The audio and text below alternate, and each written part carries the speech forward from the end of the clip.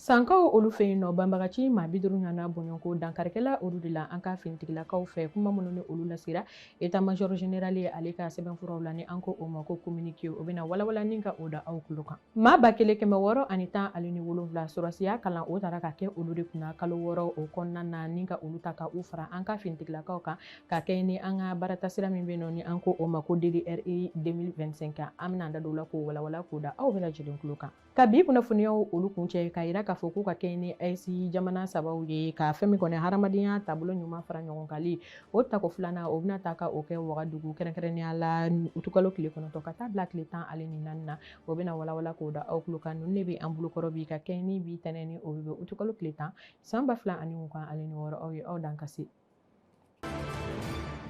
Kabi kunnafoniyaw olu dayɛlɛ ni état major général des armées ale ka laseli jolenw ye ka kɛ ni an ka finitigilakaw olu ka kunkanko kibaruyaw ye ka kɛ ni kununko dimanche ni o kun bɛ bɛn utukalo tile 9 san 2026 ka kɛ ni nɛgɛ kaɲa 5 tɛmɛni ni sanga 30 olu wagatiw olu ye ka yira k'a fɔ ko wulikajɔw belebele ko o kun taara banbagaci wale maaw fɛ u ka jɛkulu fila min bɛ ni an ko o ma ko jinim fo ka taa se FLA la ni u kun kɛnbɛ ka o fɛn min kɔni banbagaci baara ninnu ni ka olu labɛn ka ɲɛsin an ka wolomasiri tabaw olu ma ni an ko o ma ko 23e régiment d'infanterie 200 ni o taara ka o kɛ sankaw olu fɛ yen nɔ ka yira k'a fɔ ko jugulamaw ko u kɔni ye maramafɛnw caman fo ka taa se fɛn fɔ ni olu bɛ kɛ kɛlɛkɛminɛnw ye ko o caman ta ni ka u ɲɛsin an ka wolomasiri tabaw ma ni o dɔ bɛ tali kɛ mitrailleur lourds la fo ka taa se drone kamikazes ma ale ni largueur de charge fo ka taa se véhicule blindé o fila ɲɔgɔnna o bɔɲɔgɔnko ma ka yira k'a fɔ ko ka kɛ ni wulikajɔ belebele ye an ka wolomasiri tabaw fɛ kɛlɛ dɔnni ni a dɔnniya nasiraw olu fɛ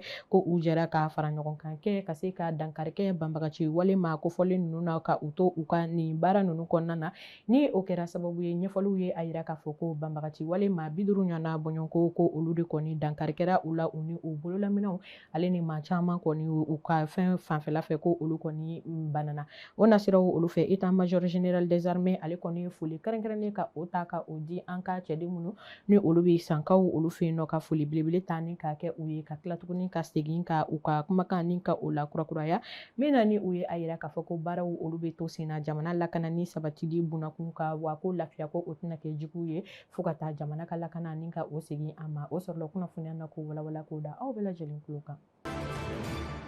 Ka kɛ ni bɛn ale sabatili ye anw ka jamana kɔnɔ fɛn min kɔni ye baarasira min bɛ yen nɔ ni an ko o ma ko DDRI 2025 nanzarakan na kɛrɛnkɛrɛnnenya la ni an ko le processus de désarmement démobilisation et réinsertion intégration ni o bɛ kɛ sababu ye manamafɛnw olu ka bila fɛn min kɔni kɛnyɛrɛye maaw olu fɛ ni ka a ta faso ale tɔgɔya la ale ni ka dɔ fara an ka wolomasiri tabaw ka cɛdenw olu caya ni baara dɔnniya o ka se ka yakubaya tɔgɔya min na ka yira k'a fɔ ko fɛn min kɔni ye maa 1700 ale ni 60 ɲɔgɔnna bɔɲɔgɔnko ni olu kun ye kɛlɛkɛla kɔrɔw ye ni olu taara an ka dugu ni dugu min na o bɛ tali kɛ Segu, Mopti, Tombouctou, Gao fo ka taa se Kidal Tawdeni ale ni Menakakaw olu fɛ yen nɔ k'a yira k'a fɔ ko u cɛla ko maa 1600 ale ni 10 ale ni 7 ko fɛn min kɔni ye baaradege ko o taara k'a kɛ olu de kunna ko olu de sera k'a ye k'a san sɔrɔ ka don an ka fɛn min kɔni ye wolomasiri tabaw ka jɛkulu o kɔnɔna ni an ko o ma ko intégrer les forces armées maliennes o nasiraw fɛ k'a fɔ ko kabini février fo ka taa se utukalo san 2026 ale ni 6 ma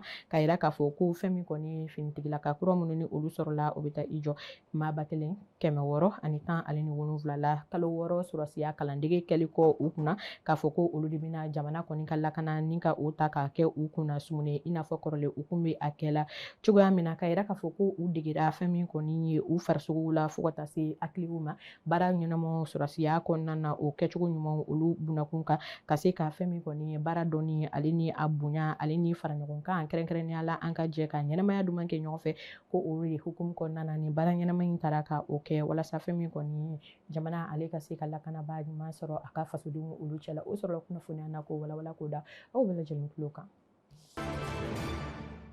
Ka kɛ ni bɛn sabatili ɛsi jamanaw olu ni ɲɔgɔn cɛ burkinakaw olu fɛ yen nɔ ka kɛ ni kununko dimanche ni o kun bɛ bɛn utukalo tile 9 ka taa bila utukalo tile 14 nataw olu la k'a fɔ ko sigikafɔ tako filanan min bɛ kɛ adamadenya tɛmɛcogo ɲumanw bunakun kan AES jamana saba o tɔgɔyala ni o bɛ tali kɛ Mali Burkina fo ka taa se Niger ma ko o nun donna Wagadugukaw olu fɛ yen nɔ ka yira k'a fɔ ko ni faraɲɔgɔnkan tako fɔlɔ baaraw taara ka o kɛ anw yɛrɛ fɛ yan nɔ ba Maliba la utu la kɛrɛnkɛrɛnnenya san 2025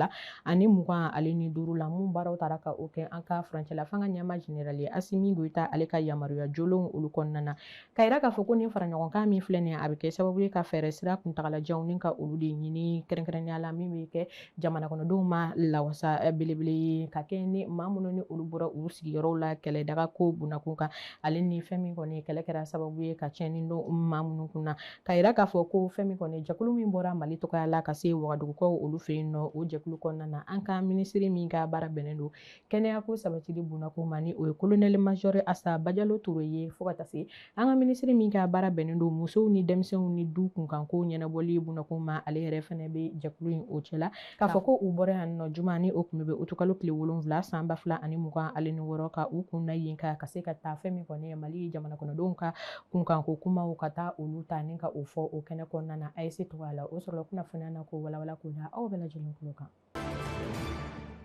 walasa an ka danbew olu kana tunu an na k'a fɔ ko baara ko taara ka o kɛ an ka yɔrɔ kofɔli min bɛ yen nɔ ni an ko o ma ko Memorial Modibo Keita ka kɛ ni sibiri tɛmɛnen ye ni o tun bɛ bɛn utukalo tile 8 san 2026 k'a fɔ ko fɛn min kɔni baara ninnu olu nun donnen nɔ na an ko o ma ko danbe bulon ka yira k'a fɔ ko o kɛra yɔrɔ ye yɔrɔ min bɛ an ka sigi ale ni mara ale ni fɛn min kɔni ye lakana ka olu fara ɲɔgɔn kan kɛrɛnkɛrɛnnenya la an ka dɔnko olu kana se ka tunu an na cogoya min na ni o ye an ka kɔrɔlen an ka danbew ye ka yira k'a fɔ ko o baaraw bɛ ta ka o kɛ an ka danbe kɔlɔsilibaw olu kɔni fɛ ka yira k'a fɔ ko o kɛnɛ kan ko a ɲɛmaya kun bɛ maa min bolo o ye an ka minisiri min ka baara bɛnnen don artisanat culture fo ka taa se industrie hôtelière ale ni tourisme ni o ye Mamu Dafe ye ale kɔni de bolo ka yira k'a fɔ ko o yɔrɔ kelen na minisiri min ka baara bɛnnen don musow denmisɛnw fo ka taa se fɛn min kɔni ye adamadenya tɛmɛcogo ɲuman ale minisiri kun bɛ kɛnɛ kan fo ka taa se minisiri min ka baara bɛnnen don an ka sanfɛ kalanko ɲɛnabɔli bunako ma ni o ye enseignement supérieur ye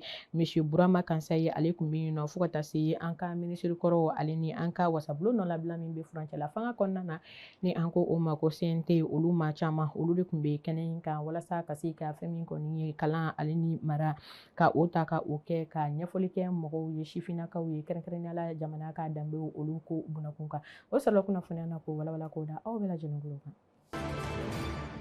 ka bi kunnafoniyaw olu kuncɛ an bɛna kuma an ka kiriko nasiraw ma kɛrɛnkɛrɛnnenya la kalanso min bɛ an fɛ nɔ ni an ko o ma ko école nationale d'administration ENA ka yira k'a fɔ ko ka kɛ ni juma tɛmɛnen ni o kun bɛ bɛn ye utukalo tile 7 san 2026 k'a fɔ ko fɛn min kɔni ye baara kuncɛ o taara ka o kɛ yen yɔrɔ la ni an ko o ma ko atelier d'élaboration du manuel de coopération judiciaire internationale en matière pénale la ka yira k'a fɔ ko fɛn min kɔni ye Mahamadu Kasoke ni ale ye minisiri min ka baara bɛnnen don kiriko ɲɛnabɔli bunakun ma ale ka nɔnabila o kun bɛ kɛnɛ kɔnɔna na ni o ye a ka secrétaire général ye docteur Bubakar Sidiki Jara ka yira k'a fɔ ko o nasiraw fɛ ko fɛn min kɔni ye outil kura ni o ye baarakɛminɛn ye ko o taara ni ka a di u ma walasa baara o ka se ka ta ka kɛ ni tɛgɛdi ɲɔgɔnma ye ni PNUD maaw olu ni ɲɔgɔn cɛ ka yira k'a fɔ ko tile 15 o baaraw olu kɔfɛ k'a fɔ ko nin manuel min ni o filɛ nin ko a bɛ kɛ sababu ye ka fara ɲɔgɔn kan kɛ fɛn min kɔni ye kiriko